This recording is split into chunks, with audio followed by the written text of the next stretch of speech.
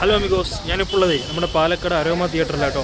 മറ്റന്നാൾ തലപതി വിജയുടെ last movie Jananayakan release ചെയ്യാൻ പോവാണ്. അപ്പോൾ അതിൻ്റെ ഭാഗമായിട്ട് അരോമ തിയേറ്ററിൽ ഒരു ഗംഭീര സെലിബ്രേഷൻസ് ഒക്കെ പ്ലാൻ ചെയ്യുന്നുണ്ട് കേട്ടോ പാലക്കാട് വിജയ് ഫാൻസ്.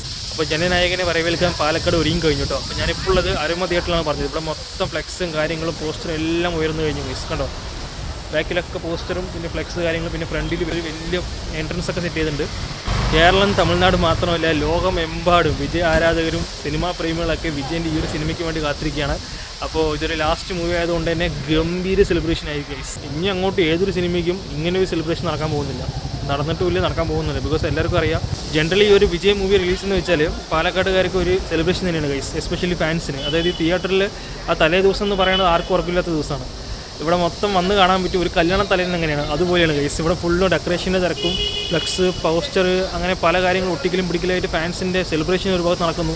അതേസമയം തമിഴ്നാട് നിന്നൊക്കെ ആൾക്കാർ വന്നിട്ട് ഫാമിലിയായിട്ട് വന്ന് റോഡ് സൈഡ് വന്നിരിക്കുക, അവിടെ നിന്ന് കുക്ക് ചെയ്യുക, അങ്ങനെ മൊത്തത്തിൽ കാണുമ്പോൾ ഒരു സെലിബ്രേഷൻ മോഡാട്ടോ. അപ്പോൾ അതൊന്നും ഇനി അങ്ങോട്ട് ഉണ്ടാവില്ല.